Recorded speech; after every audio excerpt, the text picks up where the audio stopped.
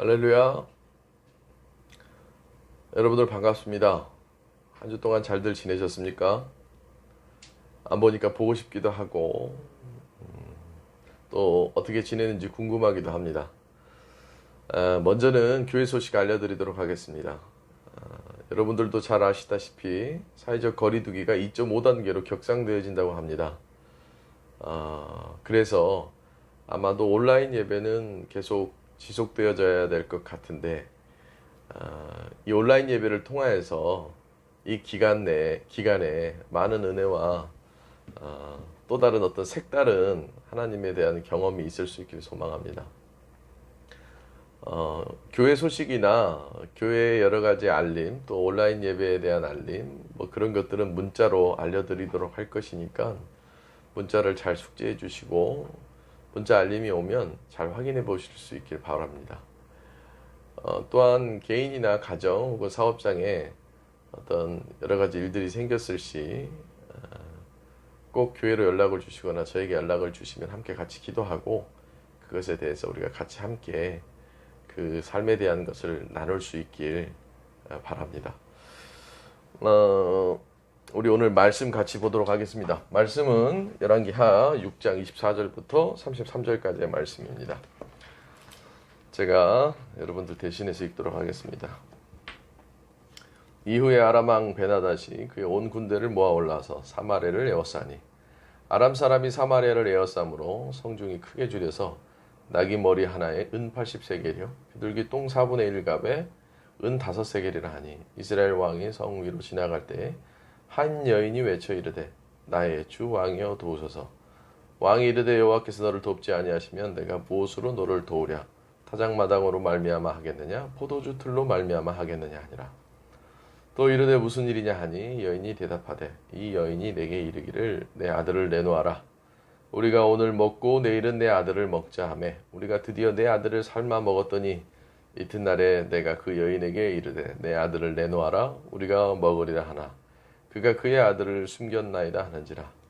왕이 그 여인의 말을 듣고 자기 옷을 찢으니라. 그가 성 위로 지나갈 때에 백성이 본즉 그의 속살에 굵은 배를 입었더라. 왕이 이르되 사밧의 아들 엘리사의 머리가 오늘 그 몸에 붙어 있으면 하나님이 내게 벌 위에 벌을 내리실지로다 하니라. 그때 엘리사가 그의 집에 앉아 있고 장로들이 그와 함께 앉아 있는데 왕이 자기 처소에서 사람을 보냈더니 그 사자가 이르기 전에 엘리사가 장로들에게 이르되 너희는 이 살인한 자의 아들이 내 머리를 베려고 사람을 보내는 것을 보느냐. 너희는 보다가 사자가 오거든 문을 닫고 문 안에 들이지 말라. 그의 주인의 발소리가 그의 뒤에서 나지 아니하느냐 하고 무리와 말을 할 때에 그 사자가 그에게 이르니라. 왕이 이르되 이 재앙이 여호와께로부터 나왔으니 어찌 더 여호와를 기다리리요. 요즘 참 어려운 시대에 우리가 살아가고 있죠. 한마디로 얘기한다면 위기인 것 같습니다. 위기.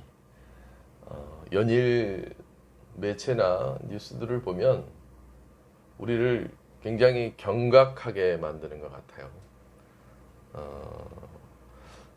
특히 뭐 교회에 대한 것들은 더 맹렬하게 비난하게 되어지는 것 같아요. 이런 상황이라면 신앙이 옅은 사람들은 교회에 대한 마음이 더 굳게 닫혀버릴 것 같아 많은 걱정과 염려가 됩니다. 이런 상황에 예배를 드리는 것이 옳으냐, 예배를 드리지 않는 것이 옳으냐, 뭐 이런 것을 넘어서서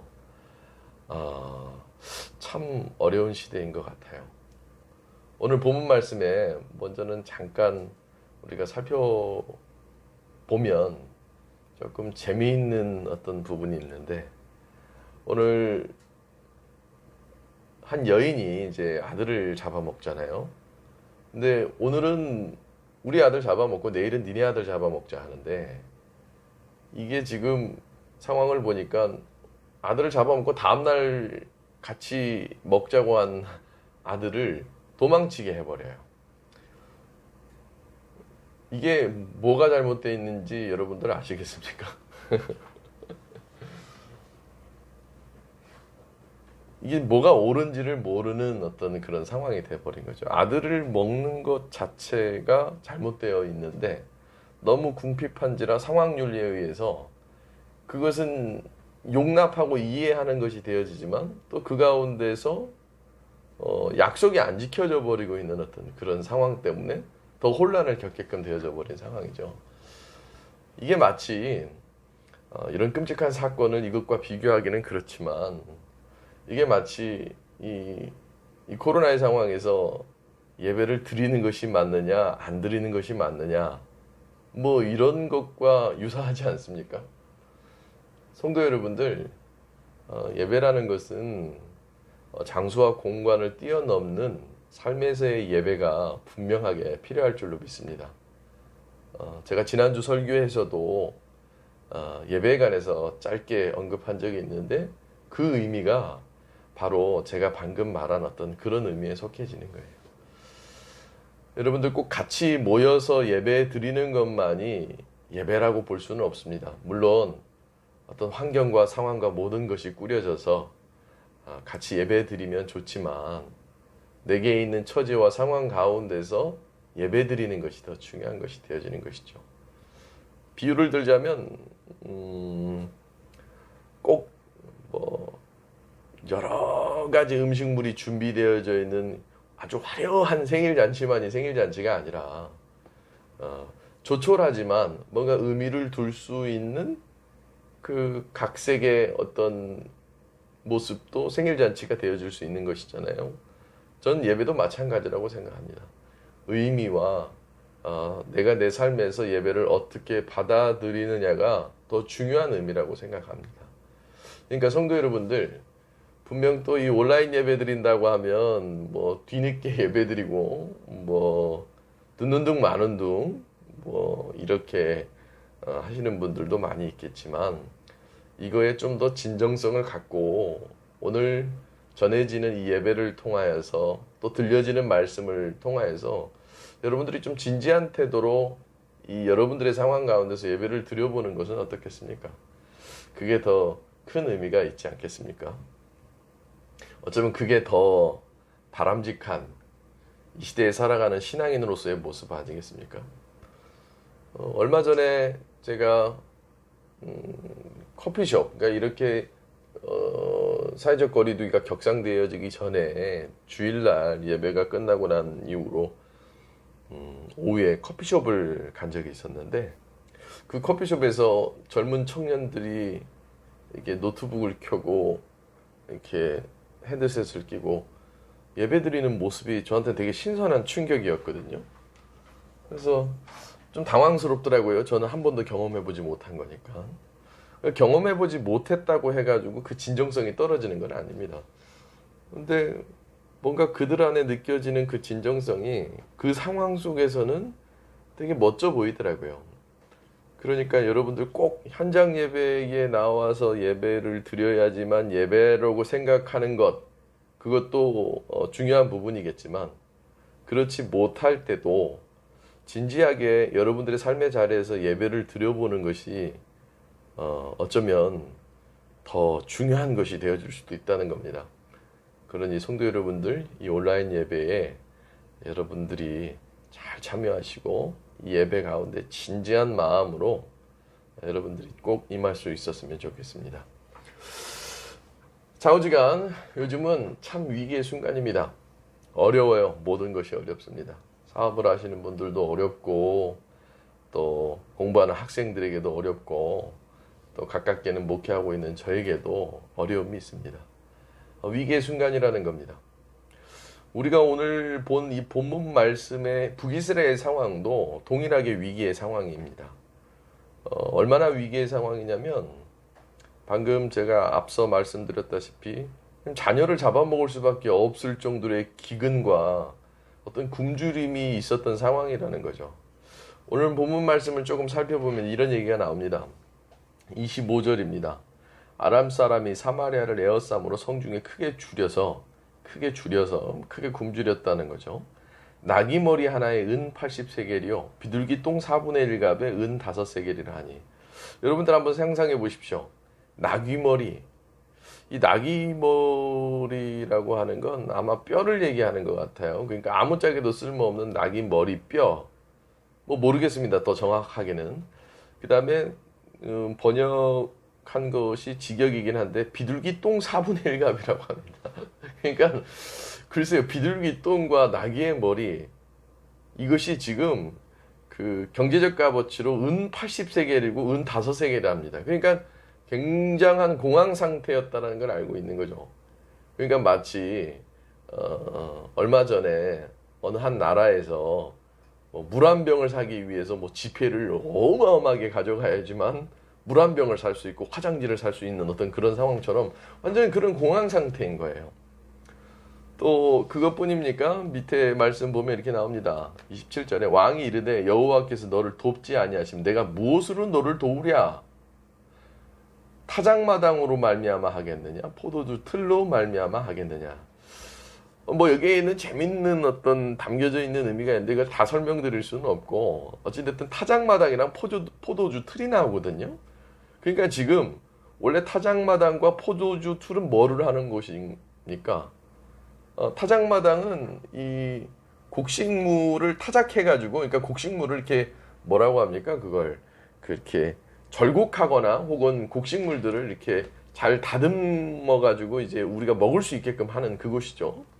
포도주 틀은 뭐예요? 포도주를 짜는 거예요. 근데 지금 기근과 굶주림 때문에 포도주고 곡식이고 전혀 없는 거예요. 그냥 그 기구만 있는 거예요. 그러니까 비유를 들자면 자동차는 있는데 자동차에 기름이 없는 거예요.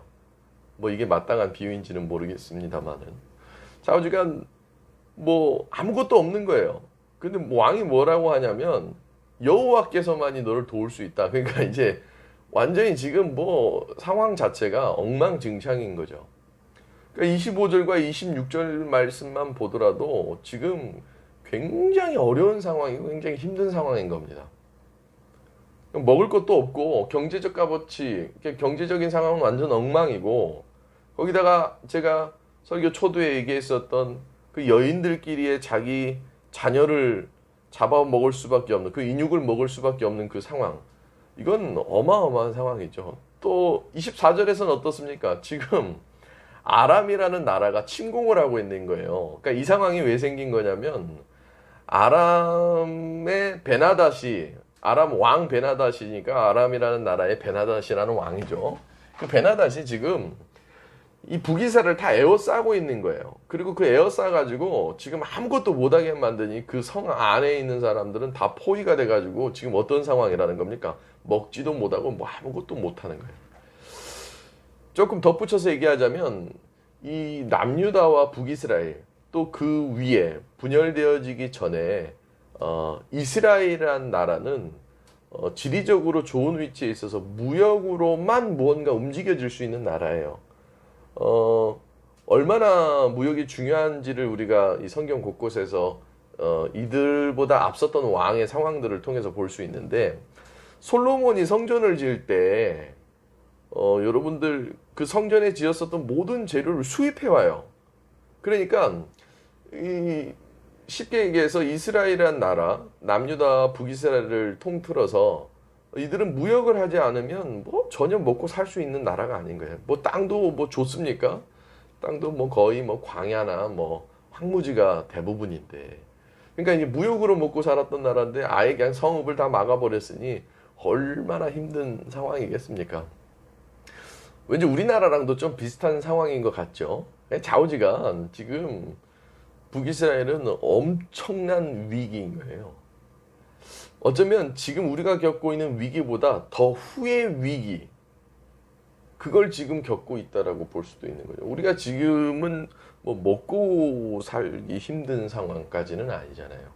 우리가 지금 자녀를 잡아먹을 수밖에 없는 그런 상황은 아니에요. 물론 그것만큼이나 심리적으로나 정서적으로나 영적으로 더 위기가 다가오고 있는 것이 또 이 시대이기도 하지만 좌우지간 위기의 상황이었었던 거예요.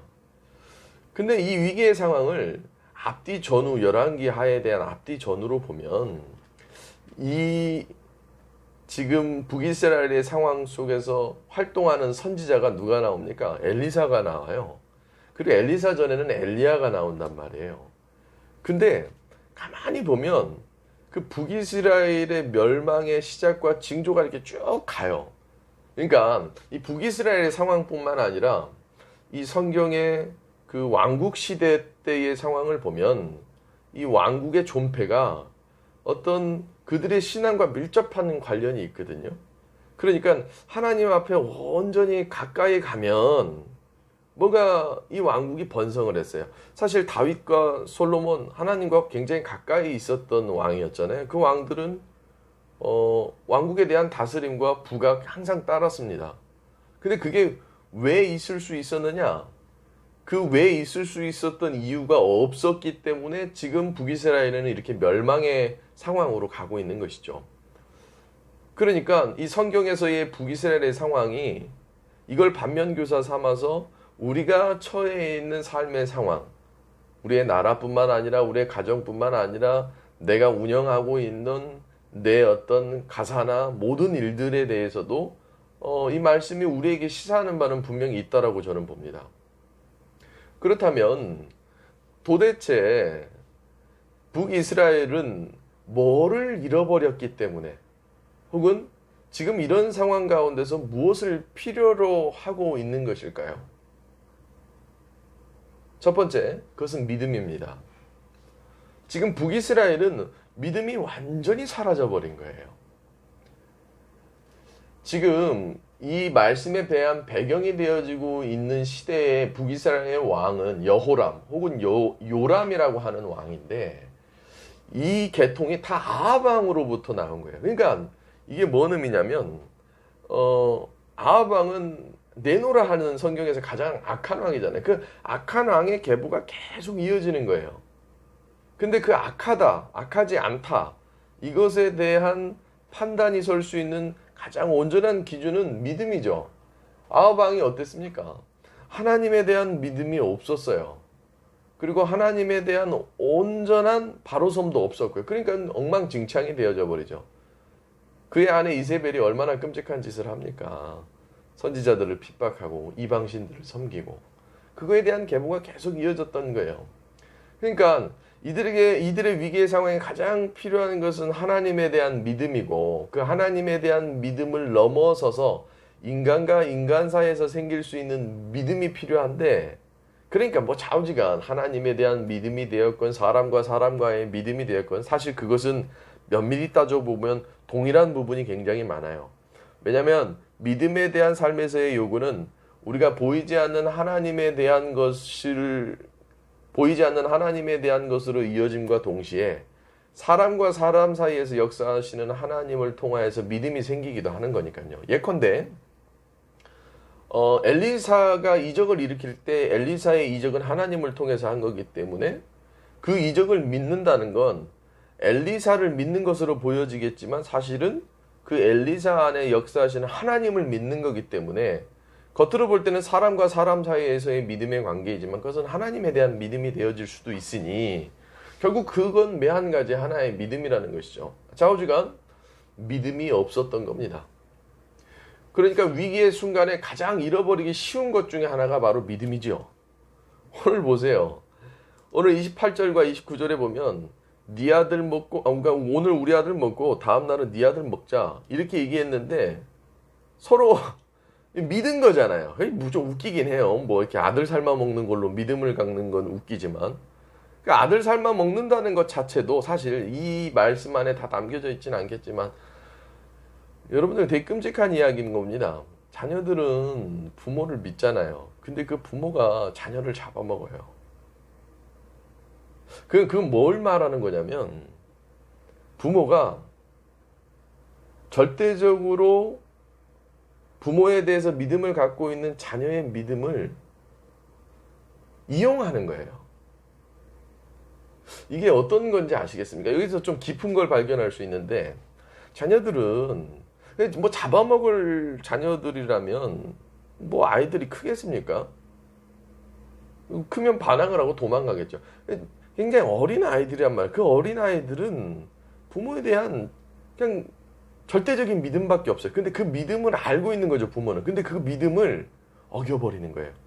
근데 또 그와 동시에 이 성인이 된 사람들, 그러니까 자녀 잡아먹기로 약속한 여인들은 둘 다 성인이잖아요. 근데 둘끼리 또 믿음에 관한 약속을 해요. 그러니까 오늘은 이게 좀 웃기긴 하지만 오늘은 네 자식 잡아먹고 내일은 네 자식 잡아먹자. 뭐 네 너 차이긴 합니다만. 근데 그걸 약속을 안 지키는 거예요. 그러니까 이 시대가 뭘 얘기하는 거겠습니까? 완전 믿음이 없는 거예요. 거기다가 이 성경 말씀 본문에 대한 내용을 좀 자세히 살펴보면 더 재밌는 말씀이 나오는데 왕이 이렇게 얘기를 해요. 왕이 이르되 여호와께서 너를 돕지 아니하시면 이렇게 얘기하네요. 물론 이 왕이 하나님을 잘 믿어서 뭐 이런 얘기를 한 것일 수도 있다라고 여겨질 수 있겠지만 이 왕조차도 왕과 백성은 이 왕정 국가로 세워지는 이스라엘의 상황 가운데서 절대적인 믿음 관계가 있어야 돼. 그러니까 왕은 백성을 잘 다스려야 되고 백성은 왕을 잘 믿어야 하는데 지금 누가 먼저 믿고 누가 먼저 안 믿었던지 간에 지금 왕과 백성 사이, 그러니까 지금 이 항거를 하러 찾아온 이 여인과 왕 사이에는 백성과 왕으로서의 믿음 관계가 없는 거예요. 그러니까 이 말을 한다는 것 자체, 야, 쉽게 얘기해서 이렇게 얘기하는 거예요. 그거 나한테 얘기하지 말고 그 하나님한테 얘기해. 그 하나님만이 해결해 줄 수 있는 거야. 그게 사실이기도 하지만 뭔가 무책임하지 않습니까? 그러니까 왕과 백성 사이에서 가질 수 있는 믿음이 사라져 버린 거죠. 근데 사실 그 위기의 순간에 가장 필요한 건 믿음 아니겠습니까? 한번 여러분들 생각해 보세요. 내가 지금 위기의 순간에 처해 있어요. 내가 지금 낭떠러지게 해서 줄 하나를 붙잡고 있다고 가정해 봅시다. 근데 이제 그 줄을 놓으면 죽어요. 근데 그 줄은 구조대원이 나에게 준 줄이야. 근데 저 구조대원을 내가 못 믿어. 그러면 그 줄을 잡고 살 수가 없게끔 되어지는 거죠. 여러분들 한번 이런 상황도 생각해 봅시다. 요즘 점점 약간 그런 상황들이 되어가는 것 같은데 내가 죽을 병에 걸렸어요. 지금 당장 응급수술을 해야 되는데 그 응급수술을 하는 의사를 내가 못 믿으면 나의 삶에 찾아온 위기의 순간에 내 그 질병에 대한 것을 극복할 수 있겠습니까? 그러니까 시대가 위기에 처하게 되면 믿음이 점점 사라져 버립니다. 뭐 하나님에 대한 믿음까지 갈 것도 없어요. 사실 앞서 얘기했다시피 하나님에 대한 믿음은 사람과 사람 사이에 생겨지는 그 믿음에 대한 것을 덮어서 같이 오는 경우가 많거든요. 여러분들 보이지 않는 하나님을 여러분들이 무슨 수로 어떤 수준으로 믿을 수 있겠습니까? 그건 되게 추상적인 거예요. 하지만 정말 하나님에 대한 믿음은 어디서부터 생겨요? 삶에서 사람과 사람 사이에서 생겨지는 인간관계 안에서의 그 믿음에 대한 모습을 보고 하나님이 생기는 거죠.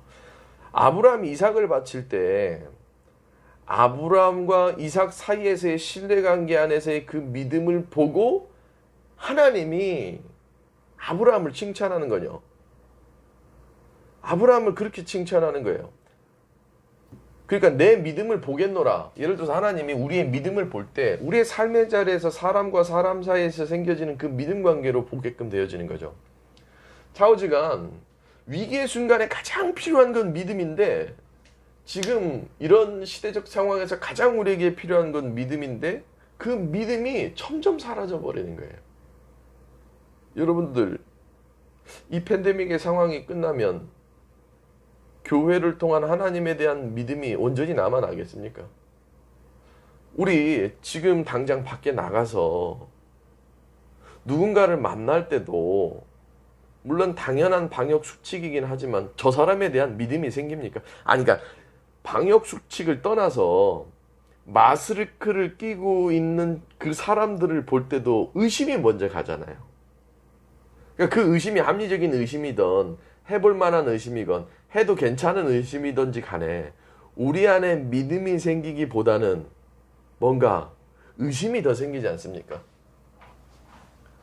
결국 국가가 어려운 위기에 처해있던 어떤 상황이 됐던 지도자나 백성들에게 요구하는 건 믿음이에요.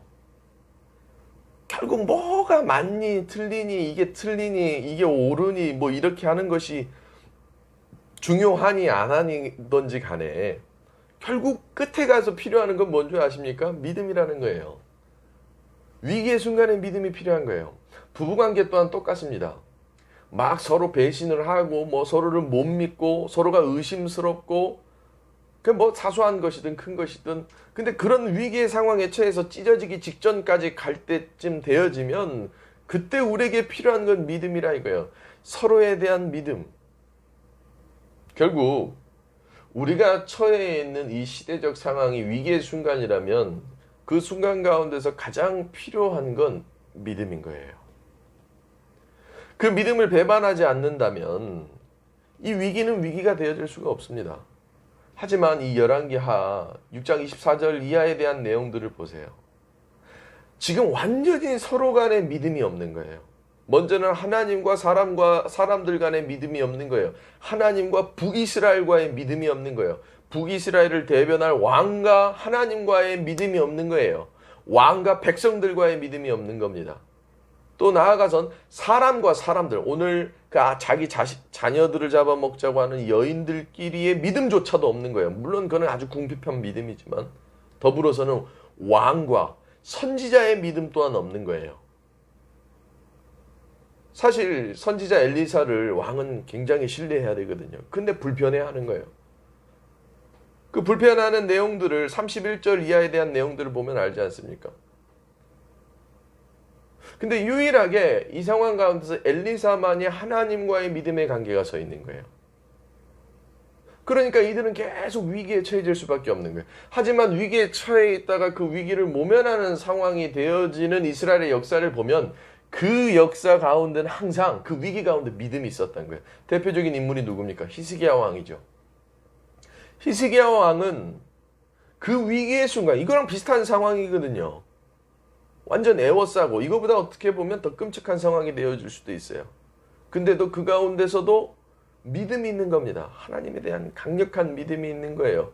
그 강력한 하나님에 대한 믿음은 내 상황 속에서 많은 사람들 안에 역사하시는 하나님에 대한 믿음으로까지 이어지는 거죠. 그러므로 위기의 순간에 가장 필요한 것은 믿음입니다. 코로나의 상황이 되었건, 가정의 위기가 되었건, 혹은 학생들의 학업에 대한 위기가 되었건, 어떤 상황이 되었건 믿음이 필요한 거예요. 성도 여러분들, 여러분들의 삶에 뭔가 불안한 것들이 있습니까? 여러분들의 삶에 무언가 위기에 처해 있는 것들이 있습니까?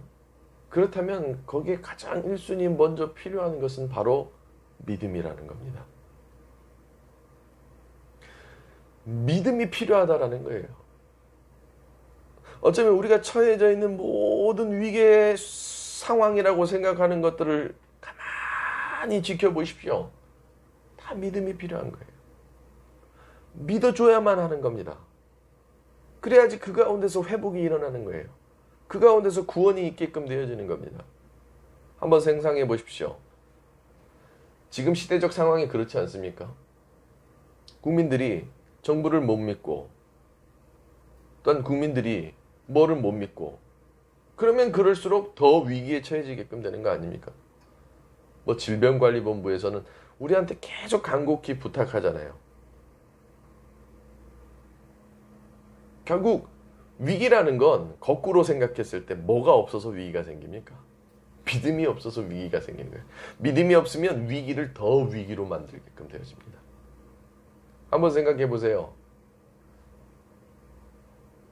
여러 상황 가운데서 누군가를 못 믿는다고 생각해 보세요. 내가 무슨 일을 맡겨놨는데 쟤는 또 실패할 거야. 그 실패감이 오히려 그 사람을 더 위기에 처하게 만들다거나 혹은 그 상황을 더 어렵게 만들 수가 있다는 것이죠. 두 번째로 위기에 필요한 것은 질서입니다. 제가 한 가지 이야기를 해드릴게요. 사뭇 대조되어지는 이야기인데 사실 우리 교통시설 중에 그러니까 제일 사람들이 불안해하는 것 중에 하나가 그 비행기죠. 비행기 사고가 나면 거의 대부분이 이제 큰 사고일 경우에는 이제 사망하게 되어지죠. 근데 두 가지 똑같은 위기의 순간에 어떤 상황으로 어떻게 대체되어졌는지를 한번 제가 여러분들에게 이야기해드리고자 합니다. 비행기가 갑자기 이제 이상 기류나 고장에 의해서 비행기가 추락하게 생긴 상황이에요. 근데 어떤 한 비행기에서는 우왕좌왕한 사이에 질서 없이 서로가 살겠다고 비행기가 이제 안착하자마자 바다에 안착하자마자 비행기가 떨어지자마자 서로 살겠다라고 서로 문 앞에 나오려다가 낑겨서 서로가 다 죽어버리게끔 되어져 버려요. 근데 똑같은 상황인데도 비행기가 이렇게 추락하고 바다에 안착을 했는데 질서 있게끔 뭔가 구조대원의 어떤 그런 것들을 따라서 살게 되어진 사례가 있어요. 이건 실제로 그 항공 뭐 조난 구조 이런 거에서 실제적으로 있었던 그 완전 상반되어지는 예시이기도 한데, 살고 안 살고, 그러니까 위기의 상황 속에서 살고 안 살고에 대한 것이 무엇이 당락을 짓고 좌우하냐면 질서라는 거예요. 오늘 본문 말씀을 보면 완전히 질서가 없죠. 이 질서가 무너졌을 때 위기는 더 가중화가 되어집니다. 코로나의 상황도 동일하죠. 사람들이 질서를 잘 지켰었더라면 이런 상황들은 발생되어지지 않겠죠. 조금이라도 질서를 지키고자 하는 곳은 그 질서에 의해서 위기가 조금이라도 감소되어지지만, 그 질서가 파괴될 때는 모든 상황이 위기에 처해게끔 되어진 거예요. 이거는 꼭 사회뿐만이 아닙니다. 가정에서도 그렇죠. 교회에서도 그렇죠. 질서가 없게끔 되어지면 위기는 더욱더 가속화되고 가중화될 수밖에 없어요. 저는 이것에 대해서 조금 심각하게 생각을 하는데, 모든 천태만상이 하나님의 창조 이래 모든 일들에는 질서가 필요한데, 자연의 질서가 되었건 사회의 질서가 되었건 교회 안에서의 질서가 되었건, 그 질서가 파괴되어져 버렸을 때 그 질서 파괴되어지면 곧바로 위기로 갈 수밖에 없는 거죠. 그러니까 거꾸로 얘기하면 지금 내가 위기를 맞이하고 있다. 그건 질서가 바로 잡혀 있지 않기 때문에 그런 거예요. 이런 상황이 계속되어져서 우리가 뭔가 질서정연하게 이 상황들을 극복해내지 못한다면 위기는 더욱더 가중화될 거예요. 코로나는 극복할지언정 교회는 더한 위기에 처해질 겁니다. 그러니 교회가 사실은 더 앞서서 질서를 지켜야 하는 것이죠. 지금 한국교회는 어떻습니까? 예배를 드려야 하니 말아야 하니 이렇게 점점 위기를 더욱더 가중화시키는 것이죠. 오히려 이럴 때 더 질서 있는 모습을 보여야 되는 것 아니겠습니까? 그 질서가 예배를 드리는 것이 되었건 안 드리는 것이 되었건, 온라인 예배를 드리건 온라인 예배를 드리지 않건, 교회뿐만 아니라 가정 또한 그렇죠. 신앙이 되었건 사회생활이 되었건 질서가 필요한 것이죠. 거리를 두기로 약속했다면 그 약속 안에서 질서를 지키고, 마스크를 착용하기로 했다면 그 마스크를 착용하는 것에 질서를 지키고, 나 혼자 조금 편하고자, 나 혼자 이 위기를 모면하고자, 나 혼자 무언가를 하고자 하는 그런 마음에 대한 것들은 모든 것들을 더욱더 위기를 가중화시킬 수밖에 없어요. 그래요. 어떤 한 부분에 의해서만을 본다면 뭐 그거는 편안해질 수 있어요. 근데 그 한 부분을 처하게 되어지는 내 생각이나 내 마음, 내 가치관을 보세요. 그거 결코 오래가지 않습니다. 왜 우리 하나를 보면 열을 한다는 얘기가 있잖아요. 여러분들 바늘도둑이 소도둑 된다라는 이야기도 있잖아요. 내가 아주 작은 것에도 질서를 지키지 못한다면 설령 다른 건 질서를 지키더라도 나중에는 그것이 다 무너지기 마련인 거예요. 결국 우리가 처해 있는 신앙이 되었건 사회의 위기 가운데서 우리에게 필요한 건 질서라는 겁니다. 여러분들 한번 생각해 보세요. 이제 온라인 예배라고 하니까 분명 뭐 10시 반에 뭐 업로드를 하고 11시에 예배를 드리기로 하는 그래서 잘 모르겠습니다. 이거 11시에 제각 성도 여러분들 중에 볼 사람들이 얼마나 되겠습니까? 질서가 없어져 버리는 거죠. 그 질서의 파괴가 오늘 하루는 괜찮을지 몰라요.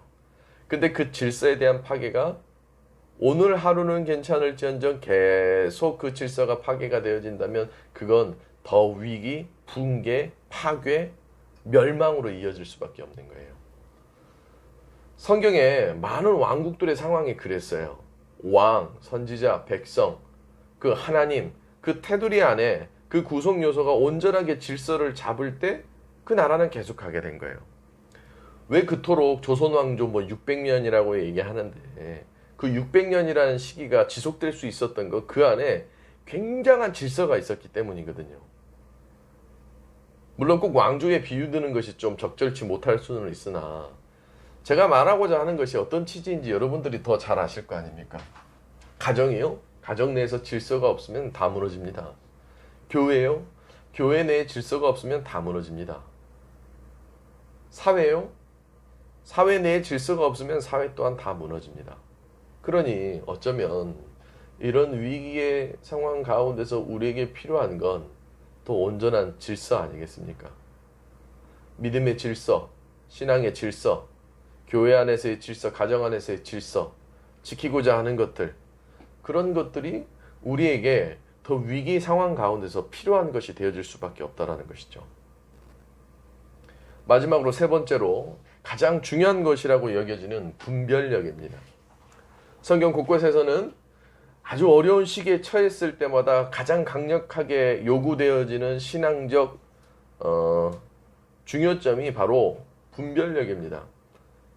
분별하지 못하면 그게 악한 것이 선한 것인지를 구분하지 못해서 아무리 내가 질서가 있어 악한 것을 질서 있게 지키면 뭐합니까? 악한 것에 대한 믿음이 있으면 뭐합니까?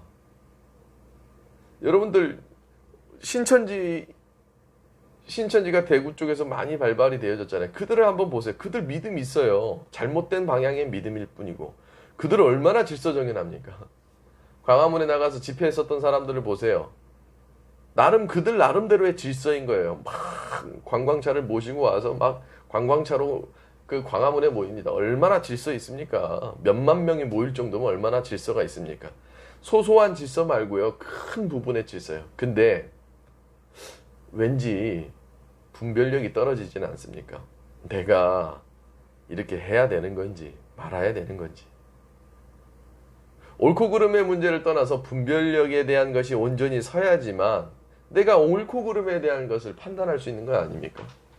분별력 없는 옳고 그름이 어디 있습니까? 분별력 없는 옳고 그름은 옳은 것만 주장하게 되고 그런 것만 주장하게 되는 것은 아니겠습니까? 정말 신앙생활 가운데, 정말 위기 가운데 중요하게 필요한 것은 무엇이겠습니까? 바로 분별력 아니겠습니까? 살아가는 성도 여러분들, 여러분들은 이 위기의 시대에 살아가시며 신앙적으로 온전한 분별력을 갖고 계십니까? 여러분들 한번 생각해 보십시오. 지금 이런 시기에 온라인 예배를 내가 어떻게 드려야 하는지, 이런 시기에 내가 신앙생활 하는 데 있어서 내 신앙을 잃어버리지 않기 위해서 어떤 것을 구별하고 분별해야 하는지, 결국 우리가 위기에 처할 수밖에 없었던 건 온전하게 분별하지 못해서는 아니겠습니까? 얼마 전에 제가 설교했죠. 사울 왕이 사무엘이 오기 전에 제사를 드립니다. 그 제사를 드림이 그의 삶에 큰 위기로 다가와서 결국 멸망으로 가요. 그 상황도 한번 자세히 살펴보십시오. 믿음이 없어요. 질서도 없습니다. 분별력이 없어요. 풍랑 가운데서 조각배에 몸을 의지하고 있는 제자들을 찾아오는 예수님, 그리고 무리를 걸었었던 그 베드로의 모습 또한도 그 안에 남겨져 있는 걸 보면 그 믿음과 질서와 분별력이 위기 가운데서 필요하다라는 것을 보여주고 있는 겁니다. 성도 여러분들, 무엇이 옳으냐, 그르냐, 어떻게 해야 되느냐, 뭐 이런 문제보다도 그 문제에 앞서 내가 온전한 믿음을 갖고 있는지, 온전한 질서를 갖고 있는지, 온전한 분별력을 갖고 있는지를 먼저 묻는 것이 더 중요한 것 아닙니까? 어쩌면 그것이 먼저 더 필요한 것 아닙니까? 분별력 없이 분별하려 하고 질서 없이 질서를 지키는 채 하려 하고 믿음 없이 믿음이 있는 채 한다면 그 사람에게는 위기같이 보이지 않지만 그것이 위기가 되어져 버릴 수밖에 없는 거예요. 사회에 대한 이 질병으로서의 위기, 이 큰 위기는 우리의 삶의 소소한 국지전처럼 벌어지는 많은 삶에 대한 위기로 찾아올 겁니다. 그 가운데서 우리에게 신앙적으로 가장 필요한 것은 바로 하나님에 대한 온전한 믿음, 또한 그 가운데서 내 신앙에 대한 질서, 또 그 가운데서 그것을 옳고 그름에 대한 것을 판단할 수 있는 분별력이 필요하다는 거예요. 사랑하는 성도 여러분들, 이 어려운 위기의 순간과 이 시대에 살아가는 여러분들에게 무엇보다 필요한 것, 어쩌면 위기를 겪고 싶지 않다면 더 필요한 것이 믿음은 아니겠습니까? 혹은 질서는 아니겠습니까? 혹은 분별력은 아니겠습니까? 여러분들의 삶의 각 자리에서 이 자가격리와 이 사회적 거리두기의 격상이 점점 단계별로 올라가고 있는 이런 상황 가운데서 우리는 더 넘어선 무언가를 바라봐야 하는데, 그 넘어선 무언가를 바라볼 수 있게끔 해주는 것이 우리의 신앙이라면, 그 신앙을 통해서 우리에게 얘기하고자 하는, 우리에게 알려주고자 하는 말씀인 바로 무엇이겠습니까? 오늘 본문 말씀에서 얘기하고 있는 이 위기의 순간 가운데서 그들은 믿음이 없었고 질서가 없었고 분별력이 없었습니다. 그래서 결국은 북이스라엘은 멸망하게 됩니다. 하지만 그 가운데서도 극복할 수 있는 모습을 보십시오. 구원받을 수 있었던 모든 계기는 이 믿음과 질서와 분별력이 있었기 때문 아닙니까? 사랑하는 성도 여러분들, 참 어려운 시대에 살아가고 우리에게 몰아닥쳐 있는 이 위기의 순간에 우리는 온전한 믿음과 또한 그 믿음을 통하여서 온전한 질서와 또 그 모든 것들을 온전케 할 수 있는 분별력이 여러분들의 신앙과 여러분들의 삶 가운데 온전히 있길 간절히 소망합니다.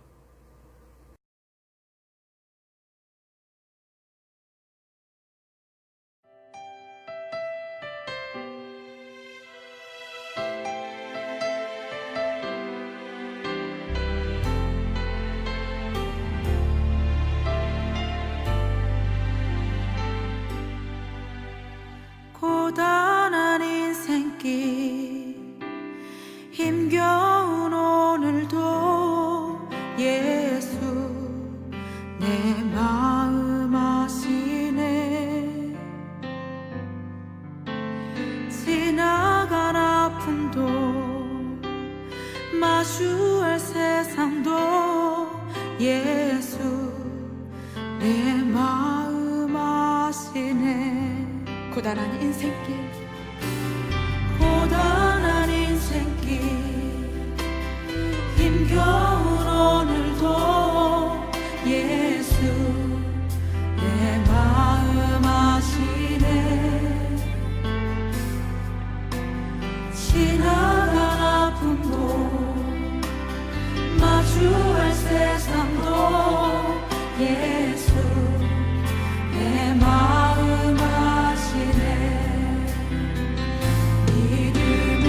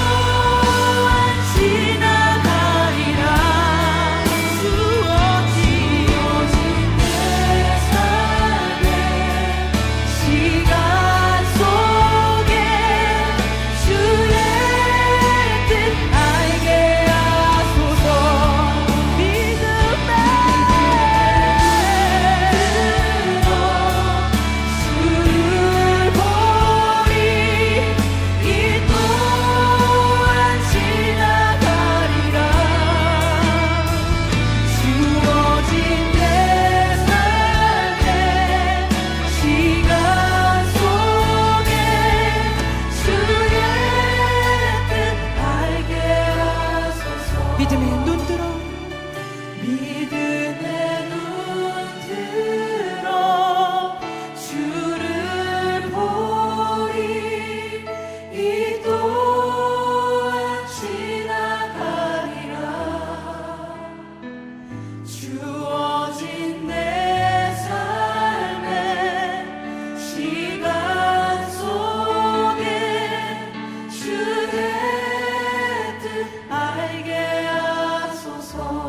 주의 뜻 알게